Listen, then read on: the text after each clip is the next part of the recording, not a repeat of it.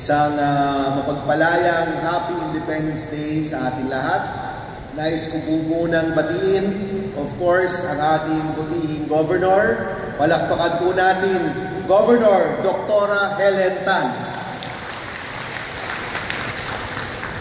Ang ating pong butihing Vice Governor at barkada po natin, Vice Governor 3rd Alcala. Ang ating board members nandito, Board Member Jackie Bilimos, Board Member Thelma Aumentado, we have Board Member Isias Ubana, Board Member Ola Eduarte, Board Member JJ Akivido. Kasama rin po natin ang ating mga mayors. Marami po dito, mga kaibigan ko rin, at alam ko pong laking tulong po. Kaya po tayo nag-top dito po sa inyong lalawigan. Palakpakan po natin Mayor Webb Letargo ng Gumaca. Nasaan si Mayor Webb? Baka pwede naman tumayo ang mga pogi at magagandang mayor natin. Mayor Rachel Ubana ng Lopez. Mayor Agustin Villaverde ng Lukban. Mayor Aris Aguirre ng Mulanay. Mayor Artem Mamburao ng Macalenon. Mayor Alfredo Mitra ng Panukulan. Mayor Zaldi Saavedra ng Plaridel. Mayor Angelique Bosque ng Polillo. Mayor Jelo de Manadera ng Sampaloc. Barkado ko po yung mami po ni Mayor Jelo. Si Mayor Mariden Isaac. Mayor Johnny Escolano, kasama rin po natin ng Quezon. Sana po wala akong nakaligtaan ni Mayor. Wala naman po ata. Kasama rin po natin ang ating mga kasama sa Sandatahang Lakas. Palakpakan po natin General Cirilo Balaoro Jr. We have General Aldwin Almase. Kasama po natin si Police Colonel Melvin Napiloy. We have Police Colonel Ruben Lacuesta. Brigadier General Jose Ambrosio Fustia. Brigadier General Ronald Jess Alcudia. Kasama rin po natin si Director Ariel Iglesia ng DILG at si Provincial Director Abigail Andres. Magandang umaga po muli sa ating lahat. Bago po ako magsimula sa aking mensahe ngayon pong araw ng kalayaan, nais kong magpasalamat sa lalawigan ng Quezon. Maraming salamat po sa inyong suporta. Thank you very much po. Sa totoo lang po, ito pong kampanya po natin, medyo kakaiba po talaga. Nung unang beses po tayong nagpahiwatig na tayo po'y muling babalik sa politika, alam niyo po, number 24 tayo sa survey.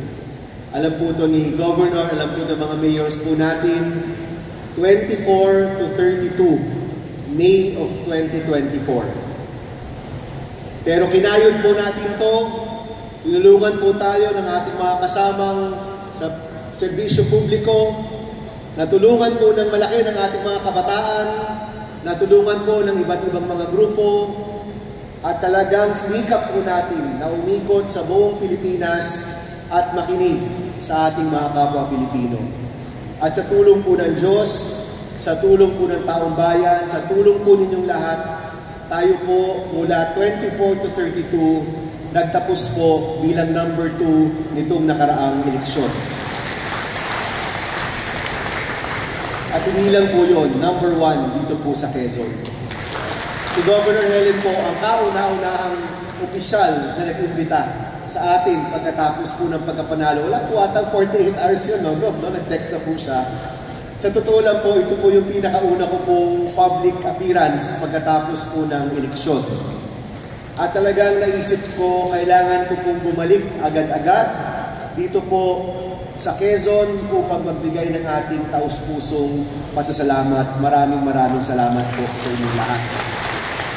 Mamaya po, mamimit din po namin yung aming mga youth volunteers at yung iba po mga volunteers para po magpasalamat at mag-planning na para sa mga susunod na taon at susunod po na mga buwan.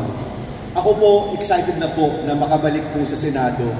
Hindi dahil alam po natin ngayon medyo magulo, I'm sure napapanood po natin marami po mga pangyayari. Kung hindi dahil alam ko po na sa Senado, kaya po nating magbigay ng tamang tulong na hinahanap ng taong bayan. Nung umikot po tayo, nung 90 days, nung nakaraang kampanya, marami po sa mga kababayan po natin, na-meet po natin, nakilala, nakausap, at doon po nakinig tayo. Marami po sa mga na-meet po namin, magsasaka, mangingisda, mga estudyante, mga nurse, mga call center agent, iba't ibang mga sektor na kilala po namin. At yung nakita po namin, marami po sa mga problema na hinaharap ng ating mga kababayan, kaya namang solusyonan. Ang pakiramdam lang po ng marami sa kanila, wala hong nakikinig. Marami mga problema, hindi naman po ganun kahirap, pero kailangan lang po talagang pagtagpi-tagpiin ang iba't ibang mga sektor, ang iba't ibang mga opisyal, ang iba't ibang mga mamamayan upang makapag-usap at makapaghanap ng solusyon ng sama-sama at sabay-sabay. And aside from the work in the Senate, ang nais po natin gawin, maging tulay ng ating mga kababayan, papunta po sa mga opisyales upang mabigyan ng tamang solusyon ang hinaharap ng ating mga batayang sektor. Kunyari po, yung ating mga magsasaka, marami po sa kanila nagsasabi, Senator Bam, ang tulong na hinahanap namin, nandyan naman kaya lang kulang na kulang. Yung pagbibigay ng mga tulong mula sa gobyerno, hindi naman nabibigay ng patas at hindi po nabibigay sa lahat. Pwede ba matulungan mo naman kami na itong tulong na kailangan namin para mas gumanda ang aming ani, mapunta talaga dito sa aming komunidad, hindi lang po sa inilad. Sabi po ng mga mangingisda, Sen, kami pong mangingisda, noon po, kaya po namin magpalaot. Kapag masama ang panahon, hindi na po kami magpapalaot. Noong unang panahon po, 1, 2, siguro marami na po yung 3 araw na hindi kami mangingisda. Ngayon po, dahil po sa climate change, linggo-linggo na hindi kami makapagpangisda dahil masama ang ating klima. Pwede po ba matulungan niyo naman kami mabago ng konti ang programa ng gobyerno para mas bagay sa aming kinalalagyan ngayon? Yung mga nursing student po natin, marami ko sa kanila nagsabi, Sen, nais naman namin manilbihan dito sa Pilipinas. Kaya lang, inutang namin yung para sa RLE. Alam niyo po yung RLE? RLE po yung binabayad ng mga nurse para po makakuha ng experience sa mga ospital para sa gayon ay makapag-graduate. Ito pong RLE, sabi sa akin ganyan, 150,000 po yan para lang po makagraduate kami. Karamihan po ng mga magulang namin, inutang po yan. Hindi po namin mababayaran yan sa sweldo ng nurse sa Pilipinas. Mababayaran lang po namin yan sa sweldo ng nurse sa ibang bansa. Kaya kahit nais po namin manilbihan dito po sa Pilipinas, kailangan po namin mang-ibang bansa para lang po mabayaran ang RLE na yan. Marami po sa mga problema, kaya naman pong solusyonan. Kailangan lang i-link up natin ang mga ahensya, ang mga grupo, ang mga LGU upang mabigyan ng tamang tulong at solusyon ang mga kababayan natin. Yan po yung pakiramdam na marami po sa mga nakausap ko noong nakaraang kampanya. Bakit ba hindi nagtutulong-tulungan? Bakit ba hindi nag-uusap-usap ang mga grupo na dapat nagtutulungan para sa atin? Dito po sa Quezon, iba. Kita nyo po, nagtulungan ang local government, ang ating armed forces, ang iba't ibang mga grupo, at sa gayon po, nagkaroon ng kapayapaan dito po sa Quezon. Maaari bang palakpakan naman po natin ang Quezon? Ilang taon na rin po na mapayapa po ang Quezon. At sa totoo lang po, sabi nga nila, ang kapayapaan ay hindi lang isang estado na inaabot, Yan po ay araw-araw tinatrabaho para manatili sa ating buhay. Ibig pong sabihin yan, hindi dahil mapayapa na tapos na ang boxing. In fact, mas malaki pa po yung challenge kapag naabot ang kapayapaan, ano yung kailangan gawin upang manatili ang kapayapaan para sa ating kababayan. Kailangan tuloy-tuloy ang serbisyo ng ating gobyerno, ang tulong sa mahihirap nating kababayan, ang pagkakaroon ng dekalidad na edukasyon, ang tulong sa ating agricultural workers, ang pagkakaroon ng sapat na trabaho sa mga syudad. Napakaraming challenges po para mapanatili ang kapayapaan. Pero alam ko po na dito sa Quezon, nagkaroon po ng tamang samahan, ng tamang tulungan, ng tamang pag-uugnayan, kaya umabot po tayo dito. At alam ko po na tuloy-tuloy po ito para hindi lang mapanatili ang ating kapayapaan kung hindi maabot ang progreso na hinahanap ng mga opisyales at hinahanap ng mga mamamayan dito po sa Quezon. Palakpakan naman po natin ang ating mga kasama po dito.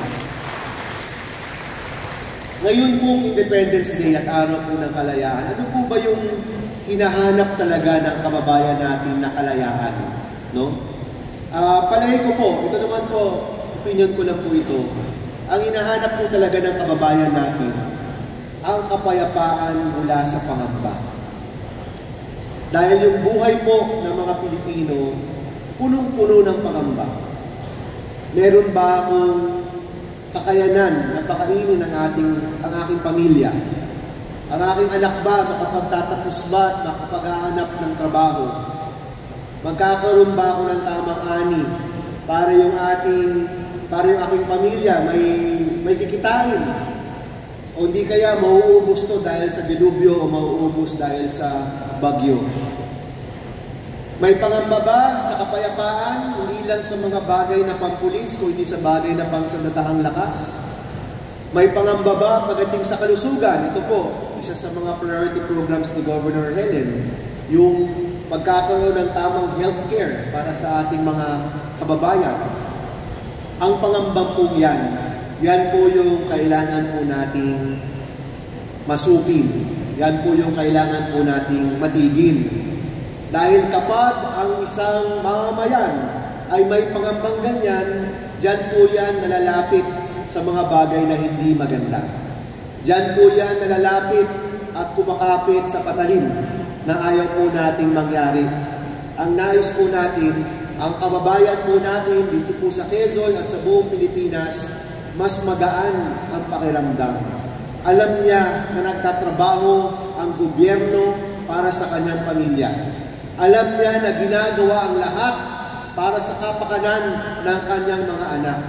At tayong lahat na mga public servant nagtatrabaho para sa mga kapwa Pilipino po natin. Kung alam po nila yan, kapag nakikita po nila yan, yung pangamba nawawala at nagkakaroon ng totoong kalayaan.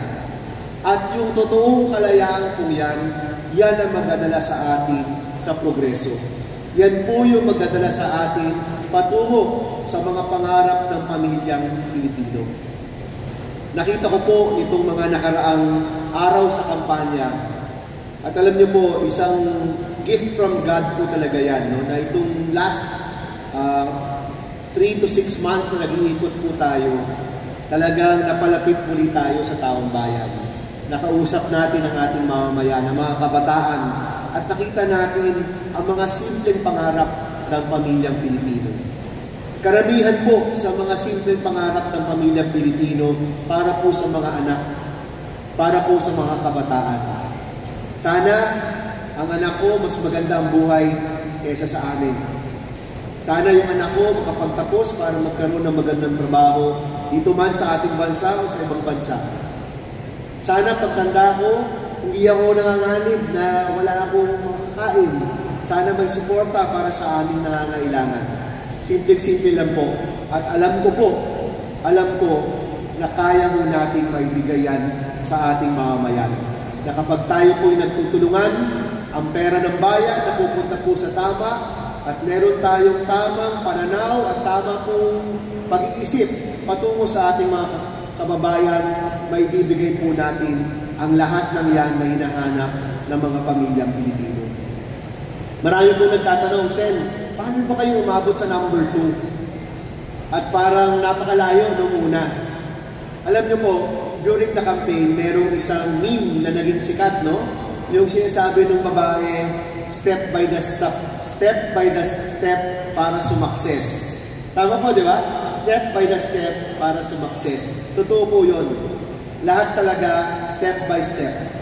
One by one, wala pong shortcut. At alam ko po, yung mga mayor po natin, si governor at si vice governor, alam po yan.